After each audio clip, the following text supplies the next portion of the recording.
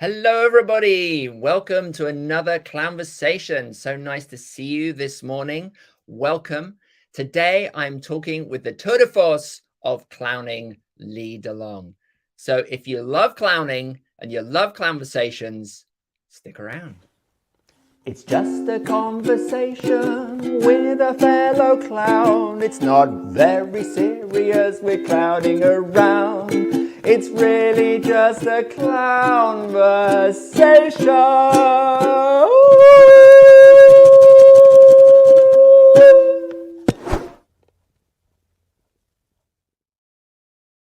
Hello, so welcome. I am Barnaby from Clown Spirit, where we take the power of clowning and we use it to bring joy, lightness, and connection to your life and the lives of everybody around you. Now, before I introduce today's special guest, Lee Delong, I have a friend, Professor Teddy Love, who would like a quick word with you. So over to you, Professor Teddy. Hello, everybody. Now, Mr. King and I are trying to grow this channel. We're trying to get the marvelous art of clowning to as many people as we can around the world. And there's so many ways that you can join in. You can hit the subscribe button below this video. You could give us a thumbs up. It really helps to boost the channel.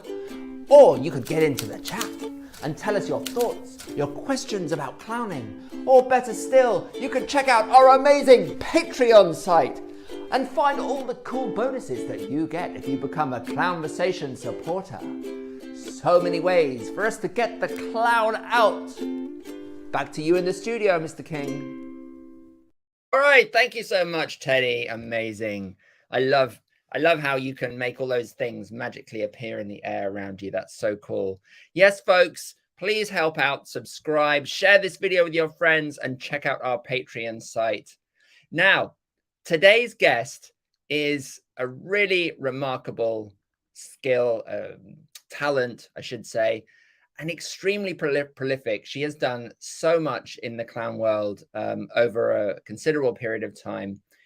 She originally came from the United States. She moved to France. She has taken the European clown world by storm.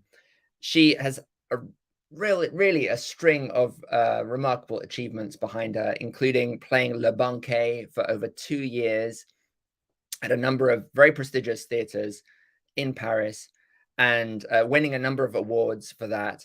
She's also been in a number of TV shows and films, one of which is my all-time favorite TV show, Call My Agent, which I'm hoping to talk to Lee about in a little while. She's done voices in animations. She has particularly focused her attentions on Zagreb and Croatia and has done a huge amount to support the clown scene out there over a number of years, working with Trico Circus Theater in Zagreb, supporting the Zagreb Clown Festival, directing and writing a number of clown shows at that festival, including this year's Lala, which is going to be just in a few weeks at the Zagreb Clown Festival, and at the Brighton Fringe as well in a few weeks. She's made shows for the Edinburgh Festival, Brighton Fringe, as I mentioned, the Zagreb Clown Festival. She's given masterclasses and workshops all around the world, and everyone who I've come across keeps on talking about what an amazing person Lee is. So it's really a wonderful pleasure to welcome her and to meet her today on Clownversations. Hello, Lee.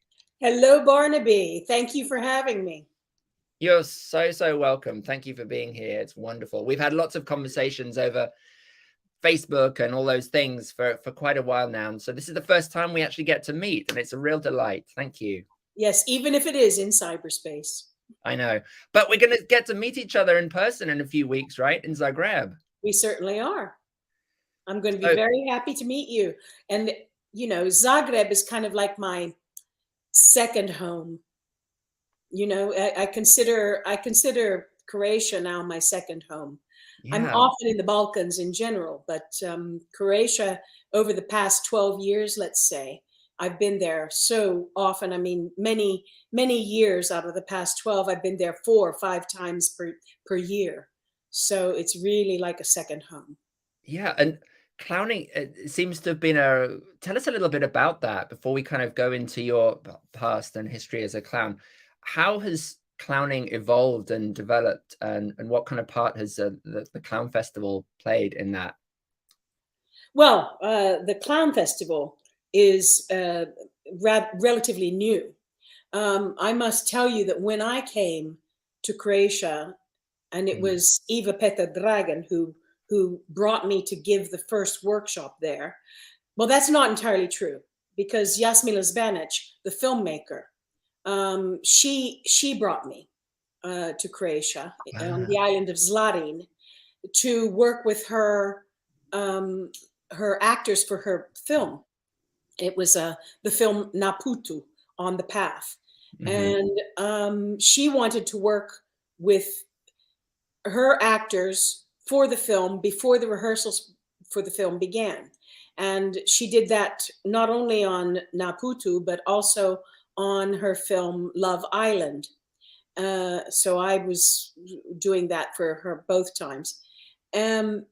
Because she took my class during the war. This brings me to why I ended up in the Balkans in the first place with clowning. Because during the war in Bosnia, my friends there, I had worked in the Balkans before the war. I'd been as an actress on a couple of different projects. I'd been in the Balkans. And when the war broke out, I wanted to do something. And my friend said, we need teachers. And I said, I'm not a teacher, I'm an actress. I don't know what to do. And they said, no, we at the Academia, their national school, we really need teachers. And so I said, okay, what can I teach? Well, clown's the best thing. I know more about clown than anything. So I went there teaching clown in the Academia during the war. I went on military planes, and it was amazing. It was absolutely amazing. And Jasmila Zbanic was in my class. She took my class. She was a student there in directing at that time. And so that's how we met. So then later she brought me to work with her actors, et cetera, et cetera. And then in 2009, I was giving a workshop in Mostar and playing my solo performance there. And Eva Petar Dragan came. And she was just dying of curiosity, dying of enthusiasm about the clown. Well, she's always enthusiastic. And she brought me to Zagreb starting in 2009 on a regular basis. And when I came there, there was no clown. There was no clown. Everybody says, oh, there was this one show, but there was no clown. There was no clown. And it's strange, the history of Croatia, because here you have Italy right there, where the clown is huge, where circus was huge, but there was no circus in Zagreb.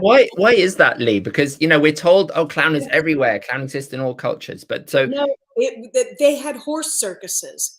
They didn't really have clowns. They had animal circuses, and mostly expertise in horseback riding and war techniques, etc.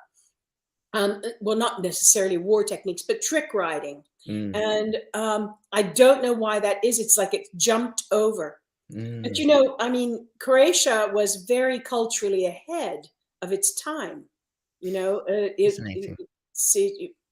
Amazingly, it was culturally ahead of its time, and yet it never had circuses. And in fact, I'm proud to say some of my students have brought the first circus tent that exists in Croatia. Wow. And that, it's Circorama. It's the Balkano Circus. It's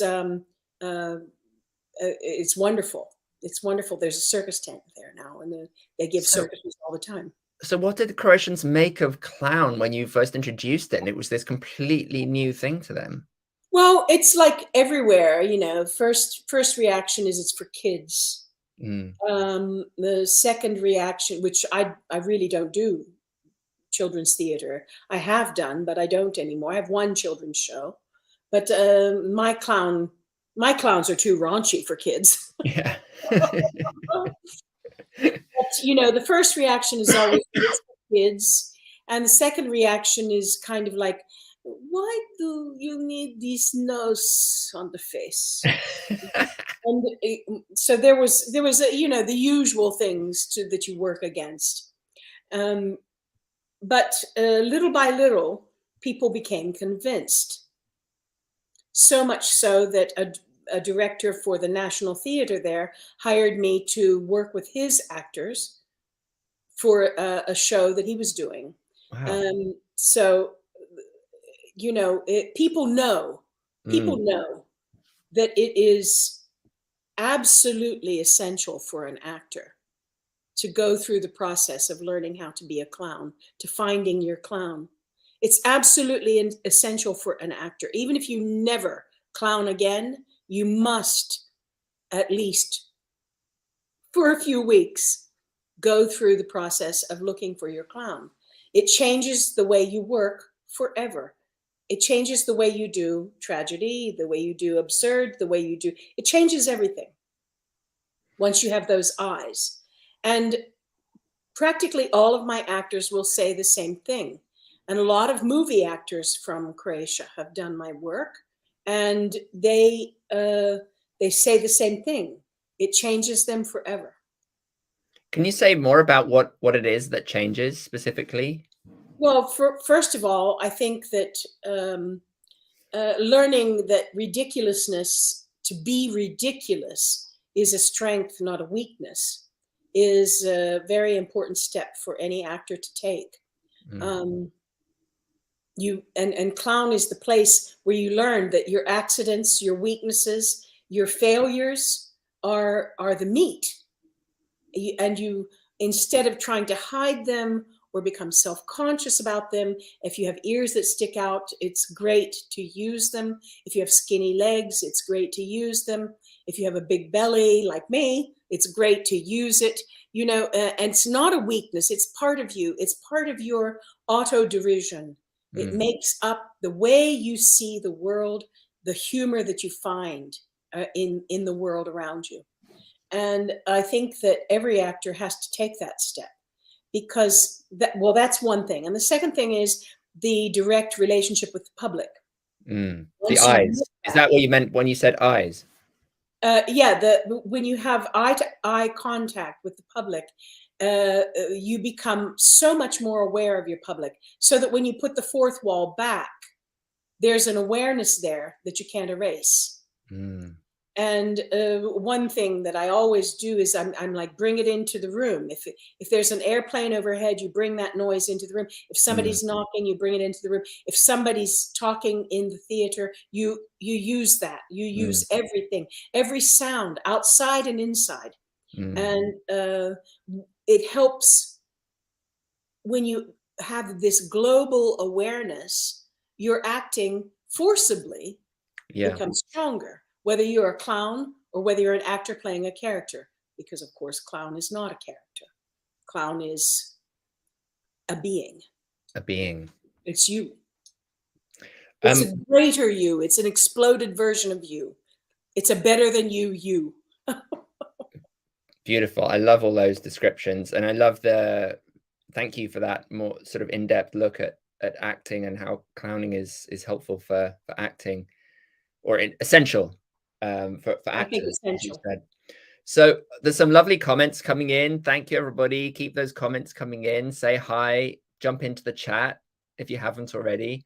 Hi, Karen, Madeline, Joanna, Deborah, Catfish, Mike, Stefan. Stefan's here. Stefan. Oh, and Joanna Bassi, maybe. And Joanna Bassi, yes. Hi, everybody.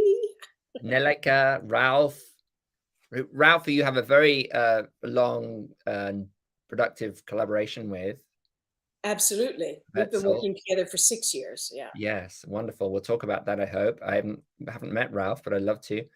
Emily, Madeline, John, Petra. And Madeline has a great question here, which was something I was going to ask myself. And this takes us back, I hope, Lee. What made you a clown? How did you become a clown in the first place?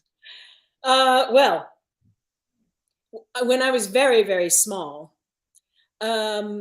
I have 4 sisters. There are 5 girls in our family, and we had to go to church all the time. We went to church 3 times a week in the car. And to make my sisters laugh, I would turn into a fly. And I would be a fly trying to get out the window and landing on my mother, landing on the seat. And and it made my sisters laugh. And of course, my father didn't want them to laugh. And no more carry on. Cut that carry on out. And me being a fly all over the car, which led me to create other little skits, you know, frog that eats a fly, a little boy who eats a butterfly, a little girl who falls in a ditch. You know, I started making these little skits when I was quite small. So that when I was 6 years old, I was in the 1st grade, and I went on stage in Mrs. Santa Claus Waits for Santa. And I see Santa off on his journey on Christmas Eve, and I fall asleep in a chair, and the toys come to life. This wasn't rehearsed, but when I fell asleep in the chair, I started snoring. It was like a snore like that. And of course, the public lost it. I was bitten, smitten. That was it forever. I was like, I have to make publics laugh. And that was age 7 or something, 6. Right? That was age 6, something like that. I was 6 when they did that, but I was even younger when I was doing my little skits.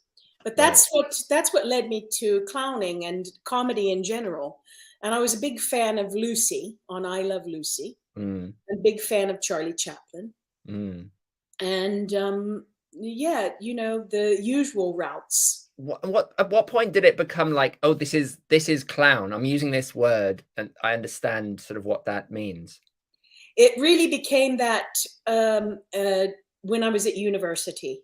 When I was at university, I had someone who was a big influence on me. Her name then was Karen Waldman, but her name now is Karen McCarty. She's the head of Healthy Humor. Yeah. And was for 30 years the head of the clown care for Big Apple Circus. And she was at the university as a senior when I started university. And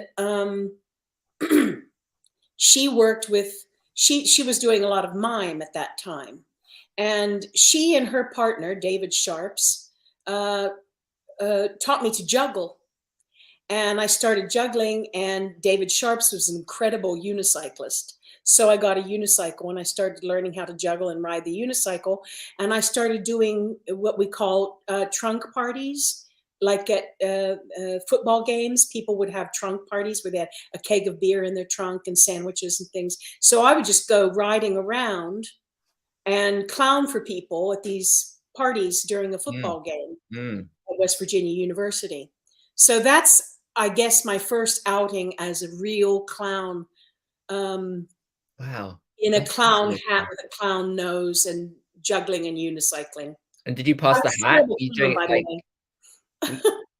were you passing the hat like a street performer? Yes, I was passing the hat. Yes, that's why I did it. Amazing. So that continued. Then I had my first professional job as an actress when I was 21. I was finished with university because I started university late, and I went and I did that job, and then a couple of other jobs in Chicago, the Chicago area, et cetera, et cetera. Then I moved to New York in 1982, and as an actress, I needed to make a living. So first I was a carriage driver, and then I decided I didn't want to be a carriage driver anymore. I wanted to do something connected with my work. So I became a clown for children's parties, bar mitzvahs, small one-ring circuses in shopping malls, that kind of thing. And I worked with this guy named Toby Ballantyne, who was the son of one of the clowns of Ringling Brothers, and with various people, I can't remember who all, but often I was solo. But that is why I came to Paris. So that is super interesting. So you had kind of like an almost a formative training in clown in rather traditional sort of circusy kind of contexts, Street clowny way, yeah, very street clowny type of thing, and party clown. I made balloon animals, I juggled, I had confetti, I had the striped pants, the white face, the white derby. My name was Jugs the Clown, and I was a terrible clown, by the way. I didn't know what I was doing. I was completely autodidactic, and I didn't know what I was doing. And but you developed some skills. You must have developed some skills at that time. I developed some skills. Yeah, I developed some skills. But then one day I had this agent who sent me to a children's party. And I was going there with my unicycle, my balloons, my, all dressed up, slapping on the makeup in the taxi on the way. And we stop at the address, and it's this tenement on Houston and Allen. And this is the 80s. Houston and Allen was like Twilight Zone. It was really rough. Anywhere below 42nd Street was rough in the 80s. And I'm like, how did they afford a clown? How can they possibly afford Jugs? And I go in and I ring the bell. It's on the top floor, 17th floor. And this little old lady opens the door but doesn't undo the chains. And I'm like, did you want a clown? And she's like, no. She slams the door, and I'm like, oh. You know how you feel danger, the skin starts to, goosebump, and the hair stands up on your neck. And I start edging toward the elevator, and boom, the fire door bursts open, and this kid jumps out, and he's like 16, Hispanic kid. And, we say Latin now, Latino. And he's like this, and I'm like, oh, you don't want to do this. And right behind him jumps out a big guy with one of those rubber monster masks. And he had a knife. And so they start trying to drag me out on the fire escape. And I had my unicycle between my legs as tight as I could make it. And the kid wrenched it out and started running. The whole time they're screaming at each other in Spanish. Finally, the guy throws me down. And he started to follow the kid. I kicked him in the butt, which was a big mistake because he started waving the knife around. But the kid came back, and they left. I went down to the building, the concierge. What do you call the concierge? The building super? Yeah, the building super. I went down to the building super, and I said, I've been attacked. But, I'm in clown, white face. Like an Emmett Kelly type makeup with a red nose. And he's like, he points to the telephone. So I dial 911. The cops all arrive. They're running in. I'm like, hey, it's me. They're like, we have an emergency. I'm like, I've been attacked. Go talk to the old lady. The old ladies didn't see a thing. Right? So they find my unicycle, which had been thrown off the building roof. And it was in 2 pieces. And they said, go home, you're lucky. And I was like, what? They were like, this happens all the time. And I'm like, the clown is never attacked. It's never happened. Wow. So I go home, and my friend who was born in Brooklyn, she's like, what? She's like, hello, police? This is me. And she tells, and then she calls all the newspapers. That the New York Post, all these like what we call yellow journalism, they all come and interview me. And the next day my face was everywhere. 2 thugs mug Jugs. She's the saddest clown, all over the place. Well, to make a long story short, the people of New York were wonderful. They sent me 7, I had 7 unicycles. And they sent me some checks. And I cashed the checks. And I sold the unicycles, all but one, and I moved to Paris.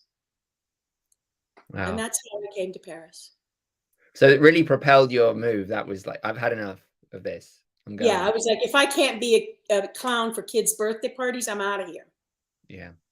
And quite honestly, I was not thrilled with the fare that was on Broadway at the time. It was, very much Cats and big musicals like that. And I was much more of a serious actress, if you will. So did you have a sense, Lee, that France would be more friendly towards clowns? Oh, absolutely, absolutely. And as I said, Karen McCarthy and David Sharps were great friends, and they had just come back from Lecoq school. So they were like, go to Lecoq school. And I was like, I don't want to wear masks. They were like, well, go to Lecoq school. So I did. But I went to Lecoq school really just to have an anchor in Yeah. Paris. But Yeah. then, after the first year, I was like, I have to do the second year. I have to do the clown. I have to do the styles, Buffon, Greek tragedy. I have to do it. So then I was really smitten with the school and wanted to stay. So I did the 2 years. Then I came back later and did Laboratoire des études de mouvement, which is basically for directors and architects and people who want to work with form and space.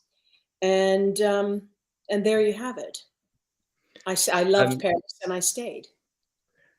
Lee, I'm just going to interrupt very quickly to a very quick interlude. I just want to let people know that recently I have created this wonderful opportunity for you to support the Clown-versations. It is a Patreon site, and you can go and check it out in your own time. It's patreon.com/clownspirit, and there's lots of opportunities there to support the Clown-versations and keep them going as we kind of share this work and take it to a bigger and bigger audience. So thank you for that, Lee. No problem. I hope people join. Yes. Yeah. Join the Clown Spirit family. I was particularly intrigued in your bio description about the clown research with Alain Gautré that you were involved in. I was wondering if you could talk a little bit about that. Well, Alain Gautré is a very, very important figure in my life.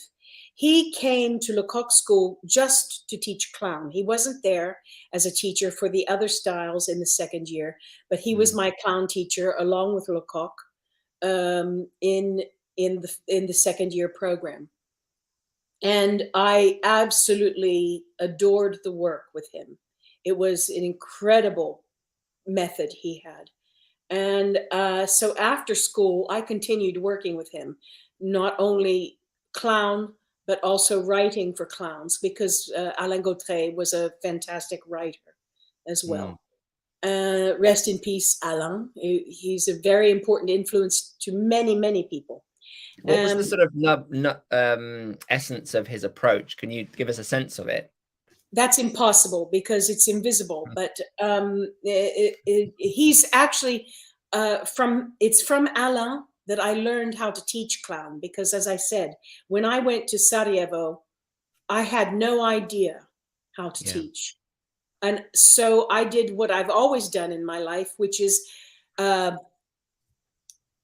just imitate your most important person until it starts becoming true. And that's what I did. I kind of imitated Alain Gautré to be able to teach, because I didn't know what I was doing. So that's what I did. And over the years, of course, it's become, now it's my method.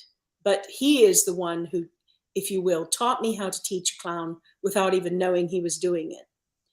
But yes, it's very specific, specific exercises. He really allowed you to search, because the main element is, of course, a Lecoqian element, which is your clown is you search, you find your clown, and your clown is very much an individual that comes from you in particular.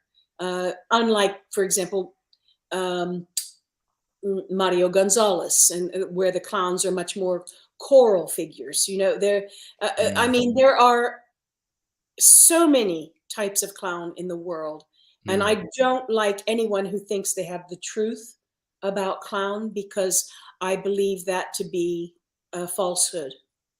The people who defend their clown or their way of clowning as opposed to this way of clowning is, for me, ridiculous, because it's a subject that's so huge and so much bigger than any of us. And it's been here from the beginning of time. And so we know so little. We know so little, and we think we know so much, but we don't. You know, think of when during the Mayan times, and the clown was the shaman who healed people, or the Egyptian times where they were like high priests and prayed. They were clowns. And if we think we know everything about the clown, it closes so many doors to us, doesn't it? I agree. Are there any exercises that you did with Alain that you still do that are sort of like your favorite game or exercise? Absolutely. There's one I start every class with, whether you've done my class 15 times or not. And you can ask people in Croatia who've done Eva has done my class at least 15 times and then became an assistant, you know, I can't and wait now to do she it does her myself. own shows, you know, directs her own shows. And, but I always start every class with Make Me Laugh. Okay. And is that a big group exercise with No, that's an individuals? individual exercise. You enter, you make me laugh, you exit. Wow, that's pretty hardcore. It's very challenging. Yes. And is there a rule about if people are not laughing, what you're to do? But they can't exit. Oh, interesting. They can't So exit until that's the exercise. You enter, you make me laugh, and you exit. And it's even harder than that, but we won't get into that. But it's a very challenging exercise, but it is the kind of baptism by fire that really brings everyone's attention to the same level, same high level of attention. And then you can really go far in your class. This is what I've found. So now I've given away the secret. People who take my class know that I'm going to ask them to do that exercise. So I won't give you any more exercises. I have some questions here. Ralph has a question. Is a clown always in love with failure and mistakes? I don't think that a clown is in love with failure and mistakes at all. I think that a clown, the being a clown sets you up to fail. It's part of being human. Being human means you will fail. It's just that the clown deals with the failure better than your average bear, because most people try to cover their mistakes, try to hide them or lie about them or transform them into successes. Whereas the clown stays with the mistake and tries to figure out what to do. It's basically that he's curious. He's curious being who's trying to figure out what to do. And of course, the more he tries to do, the worse it becomes. So it's not that he loves mistakes and failures or seeks them. He does not seek them. He thinks he's doing great. He enters thinking he's handsome, he's wonderful, he's talented, and he gets a big surprise. So when a clown fails, when we have a mistake or a failure, is it better for the clown to enter into this curiosity, like it's interesting, or do you prefer to see an emotional reaction to the failure? Because as humans, we have emotional reactions to failure, and that can be quite authentic as well. Well, it is absolutely. There's not one way to be. Every clown is different. Every single clown is a snowflake. He's different than every other clown, and he or she deals with the failure in his or her own way. Some get angry, some get embarrassed, some try to figure it out. Some will destroy every piece of furniture on the stage. Others will apologize. Others will lie. And it's great when clowns lie, because you know they're lying. And it's wonderful to see them work on lies. You know, but there are as many reactions as there are clowns. So, but yes, I think it's very wrong wording to say that the clown loves failures and mistakes, Ralph, because that's not at all. He comes thinking he's handsome, he's wonderful, he can do this, he's got talent. He comes thinking all these things, and then something else happens. Perhaps it's more that the performer behind the clown loves the failure or mistake because it's helpful for them, but the clown as character is not happy about the mistake. Is that right?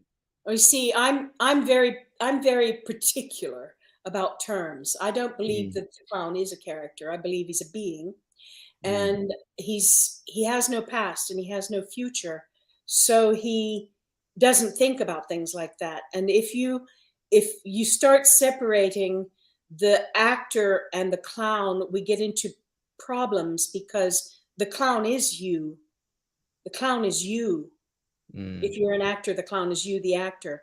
And if you're not an actor, well, the clown is you anyway. It's an exploded version of you. It's a better you. It's a bigger than you. So however you react is your reaction. Because the clown always tells the truth. And the clown reacts the way he reacts. There's, it's difficult for me to separate the clown from the actor. It's very interesting and very aligned with what my original and mentor and teacher Sue Morrison would say. What you're saying is exactly how she would put it. So I very much can connect with that. But how does your training in commedia and mask work sit with that? Because presumably there is character. So absolutely. Is there a way that the two work together? Commedia is completely different, but in the same world, in the same universe, let's say. No, commedia is definitely character. Harlequino is like this. He wants to eat. He wants to make love. He wants to, have big plates of spaghetti, and he wants to get the girl. He wants to get the money. Harlequino, this is the way he is. And he moves a certain way. He's an incredible acrobat. He walks like this. He has his clapstick. This is Harlequino. He's a character. That's a character. You step into him and you adopt the qualities of his character. Same with Pantalone. Pantalone is miser. He moves like this. He wears this mask. He's a character, and you step into him and you play him. The actor plays the character. Whereas clown is not at all like that. Clown is you. So how does it help? Does it help a clown to have commedia training?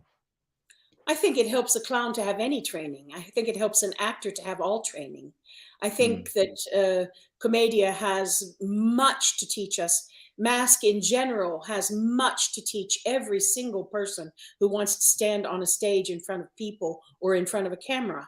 Lecoq School is a perfect example. It begins with the neutral mask, which is a very choral mask, just masculine and feminine, and it brings us all together, and it's an observation of nature that you are actually imitating, and that goes all the way through utilitarian mask, larval mask, character masks, commedia masks, and then finally the tiniest masks, the clown nose. And so the school ends the 2 years with the clown nose. You go from the first year and the neutral mask all the way to the clown nose.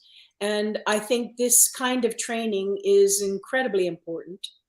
And I think that we don't use enough mask work in our theater training. I think that we would all benefit from that, all of us. You mentioned Charlie Chaplin earlier, and I'm thinking it as an example, because there's somebody who is a character and is using a lot of not mask but mask technique to project that character, but there's something about it that's also clown. So would you call Charlie Chaplin a character or clown? For me, Chaplin is one of the greatest clowns. Chaplin, Keaton, Laurel and Hardy, Brook. These are some of the George Carl. These are Lucille Ball. These are Harpo. These are some of the greatest clowns who ever walked the earth. We think of them as characters because they're so developed and they're so well drawn and painted. They're so well defined that we think of them as characters, but they're not. They're clowns. For me, they're clowns. And for me, they're my idols. They're the greatest clowns. So, yeah, Charlie Chaplin for me is a clown. Even when he plays a tramp, he's a clown. When he plays a high society guy or trying to be a high society guy, he's still Charlot. He's still Charlot. By the way, thank you for that answer. That was really, really wonderful and helpful. Karen McCarthy is listening in, so I just wanted to mention that. Yeah, Hi, we were Karen. just talking about you, Karen. Karen, I'd love to have you on Clown-versation sometime, by the way, if you'd be willing. Oh God, she'd be fabulous to have. Yeah, absolutely. Now, Lee, let's talk a little bit about Lala and Stefan, because Stefan is listening as well, and he's here. In fact, he has a question. I don't know. Should we answer this question first, or should we talk about Lala? Whichever you like. You lead me, Barnaby. Well, I love this question, actually, and it's something I often ask my guests anyway. How does the reality of our life now change the clown? What is his or her or their relationship with the events of today? Sending love from Kikinda. Well, I can only answer that by saying, how do you feel changed by today's events? Because that's true of the clown as well. When the clown looks at these things, unfortunately, he may be even more sensitive than we are, because in order to clown, of course, you have to find this vulnerability, this naivete. You have to find this openness that we can't have in everyday life because we would be trampled under the crowds. So I think that it's the way you perceive the world is the way your clown perceives the world, but in a greater way, in a bigger way. In fact, I think the pain is greater. I think the triumphs are greater. I think everything is amplified by the clown. Like I always say, the clown is an exploded version of you. It's a bigger you. It's a better you than you. So you're deeper in yourself. So when you are observing the world, the clown is observing the world, and in a more pure way. So yes, everything that happens changes the clown. Everything. Because everything that's happening is changing us. Yeah. You know, people are talking about dark clown. People are talking, the lines sometimes begin to blur. I notice that I have students who come and they very clearly walk a thin line between clown and bouffon, which are two different things. The bouffon is quite a different thing than the clown. And, you know, the bouffon is better equipped to handle what's happening in the world because he's not a part of it. He's from somewhere else. He's from another place. He's not from this human world, this human existence. Whereas the clown is humanity. He's the most human. So yeah, I mean, poor us. That's a beautiful answer. Thank you so much, Lee, and a great question. And since Stefan is here and we're answering a question from Stefan, let's talk about Lala, because it sounds like a really fascinating show. I saw a trailer for it, and it's based on a folk tale, right? A folkloric character that Stefan plays. It's a solo show, but it's telling a story. Tell us a little bit about the process of making that. What is it like when you're in a room with a solo performer and you're making a show together? What happens in that room? Well, almost all of my shows, not all, but almost all of my shows are students of mine who come to me and ask for a show after they've done my class. And this is the Yeah. case. Stefan did my class. I did a workshop in Novi Sad, where he lives. And he came to my class and he was remarkable. And I told him he should continue the work because he was remarkable. Mm-hmm. And very quickly after that, he wrote me a very long email and asked me to work with him, and talked about Kikinda, where he's from, which is a small town in Serbia.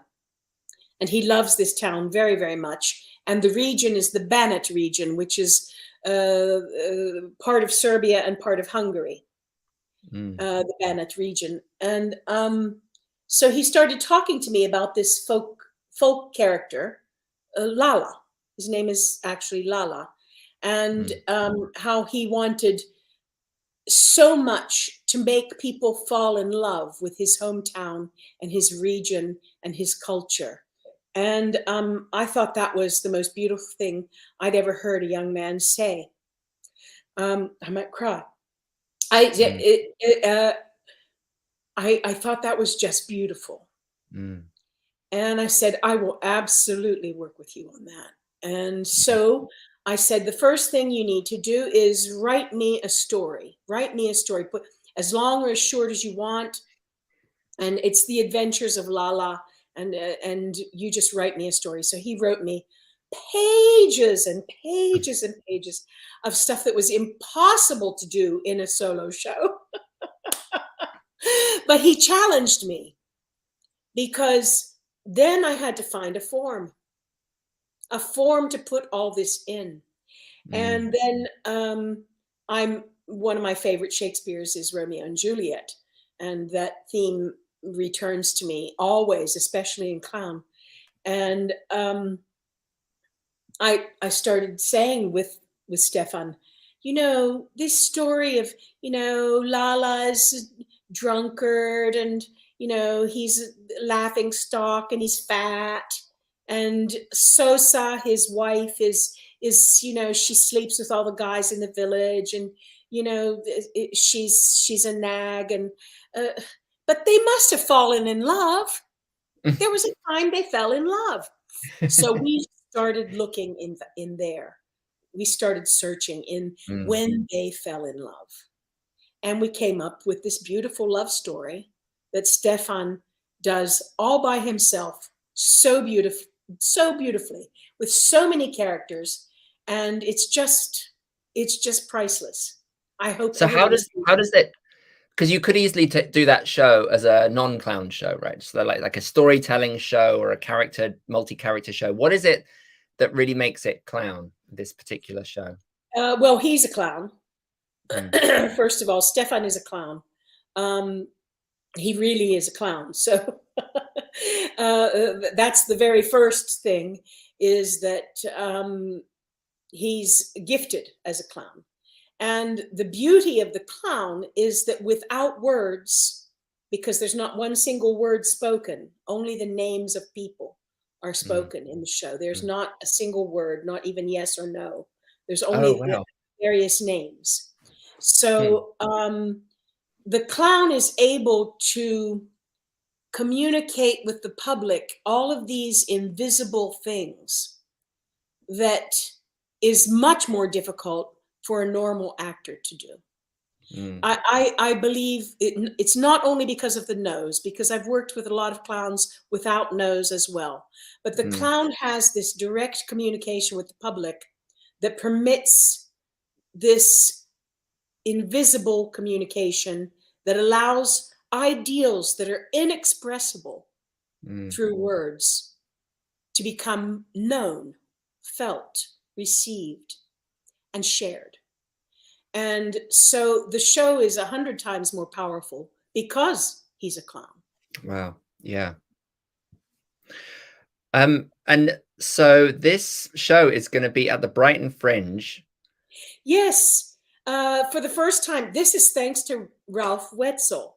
It was Ralph's Oh, idea. Ralph has also played at Zagreb, and he's met Eva and the whole gang. And he had this idea to bring all of my shows on tour. Well, there are 7 of them. We would need masses of money to do that.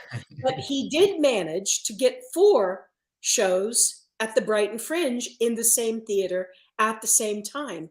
It's yeah, a miracle. yeah. He produced it all. It's amazing what he did. So it's very So exciting. What are all the shows? Tell us the 4 well, shows. there's with him the heist with Ralph. He plays the Mm, heist, which is a full mask show. Masks mm, created by Ralph. There are 4 masks, 3 of them created by Ralph, and 1 different one with live music on stage. So no text, no facial expressions, no set, no objects, just Ralph and mm, space and sound. And an incredible sound. We have marimbas. mm. So that's the heist. The show Lala, which we just Yeah, talked about, which is a solo clown performance, which is a story, yeah. and Stefan plays his own music in that show. There's no Mm, accompanying musician.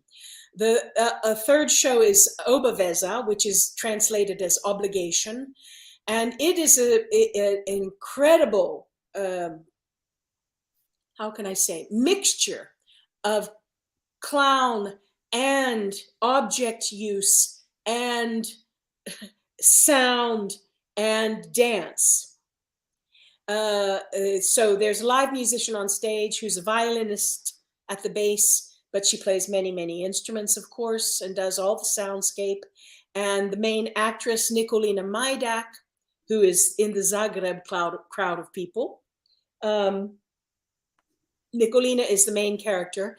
And then there's another man who's in a mask and a suit, and he is the object handler, much like in the Chinese theater. People, mm. the stage manager was the object handler. He became the wall, or he held the fish, or et cetera, et cetera. Well, this man is the man who moves the objects around in this show. And it's a Mm. lovely allegory of good versus evil, basically. And so it's very, very visual. No text is spoken, 0 words, not even no or yes. The 4th show is a children's show. It's 2 female clowns. It's Mm-hmm. called Black Petra, Srna Petra, Black Petra. It's about 2 little girls who get lost in the cyber world and have an incredible journey to get back to each other and find friendship again. Wow. So those are the 4 shows: the heist, Black Petra, obligation, and Lala. Beautiful. Well, it's such a congratulations on that achievement of getting all those 4 Congratulations, shows Ralph. at Thank the you. same time in the same festival. Yeah. Let's finish up where we started with returning to Zagreb and because Lala is going to be at Zagreb, you're going to be in Zagreb. Yes. But I want to tell folks a little bit about what else is on at the festival. So I thought we might just quickly run through some of the shows that are on. Oh, please do. I only know one, and that's Anna Delirium. And I haven't seen this show, so I'm very excited to see it. Yeah. So that's one of the big highlights. I think that's on the Sunday, on the 14th of May. That's the last day. Yeah, Anna Delirium. There's on the 13th, there's a show called Hot Clown Sex from the USA, which is adult rated. Looking forward to that one. And as a prelude to that, as a warm-up to that, which I think is very appropriate, we're going to be doing a panel, Lee. You're going to be on the panel. Oh, I just found out. Yeah, it's exciting. And it's going to be a panel all about the local clown scene, the regional clown scene, let's say, in Croatia, and how that's evolved over the years, which, as we've just heard, you played a really huge part in. So yourself and Eva and I think maybe Stefan is going to be on that, and maybe 1 or 2 other people, and I'm going to be moderating that. Oh, And excellent. what we decided with Eva, which is really cool, and I want to announce this all to everyone, is that we're going to live stream that panel as a clownversation. So on that week, when I'm going to be actually in Zagreb for the festival, I'm not going to be doing a clownversation on the Friday as I would normally do. It's going to be on the Saturday, which is the 13th of May. So May 13th, put that in your calendars. I'm going to be in Zagreb moderating a panel with Lee, Eva, and other clowns at the Zagreb Clown Festival. So that is pretty exciting. Also, John Towsend's going to be there, which is very exciting. Awesome individual who I've also never met in person. And he's not going to be at the panel on that panel because he doesn't necessarily know about the regional clown scene in Croatia. But I'm hoping to organize a separate interview with him and perhaps share some of the videos of the workshop that he's teaching during the festival. And what else do we have? Angela Delfini on Thursday the 11th, a show directed by John Towsend. Then Lala on the Friday, we have Lala, and then a street show directed by Eva herself, and then a show called The Chair Tamer from Slovenia at 9 o'clock on the Friday the 12th. And Saturday, already mentioned Hot Clown Sex and the panel, and then Anna on the Saturday. Yes, so and Anna's show was directed by Django. Right. Yes. So John, Django, there's some, and yourself, there's some very big names in clowning. And I really want to just, big shout out to Eva for her incredible work bringing this festival together over the years. She has opened so many doors. She's a ball of energy, that woman. Amazing. And I'm going to have her on Clownversations the week before the festival on May 5th. So look out on May 5th for a conversation with Eva. Hold your hair on. She's a ball of energy. Yeah, she's awesome. She is really wonderful. So lots of lovely comments coming in as we kind of wrap up here, Lee. Stefan says, we're blessed to have you, Lee. Oh. Big Peaches says, I don't know who Big Peaches is, but maybe you do. He's a man I went to university with. He's a musician. Oh. Yes. Big Peaches says, love you, Lee. He's a wonderful musician. Big Peach, what's Big Peach? Oh, I love you too. Love you, Keith. Ivana says, can't wait to feel your energy and see Stefan's performance on Zagreb Clown Festival. Oh. Yeah, so some lovely clowning opportunities coming up. Lee, I feel like there's so much we didn't cover, and I would like to talk for another hour, but the things that you said today, as the chat reflects, were so well spoken, well said, and powerful and inspiring. So I just want to say thank you so much for this hour of Clownversation, and I'm so looking forward to meeting you in a few weeks. Yeah, it's right around the corner. And thank you, everyone who tuned in. Thank you so much for the support. I needed it. Thanks, awesome. Everybody. Thank you, Barnaby. All right.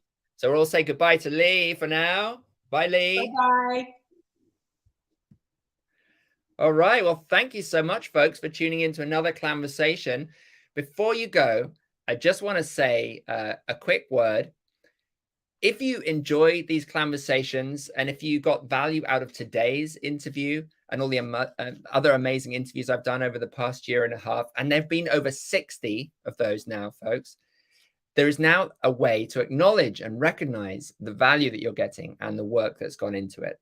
You can just pop over to this Patreon site to see the different ways that you can support and the various bonuses on offer as a way of thanking you for helping to spread and share this vital work. As Jacobo Faux, who I interviewed a few weeks ago, said, now is the time for clowns, folks. We need clowns. Us, most of us are clowns. We are needed more than ever.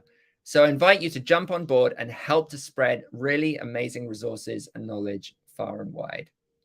So thanks once again for joining us today, everybody. It was lovely to see you. Next week, I'm going to be talking to the amazing Ezra LeBanc, who has a very cool book of interviews with lots of cool clowns. So he'll have some great stories.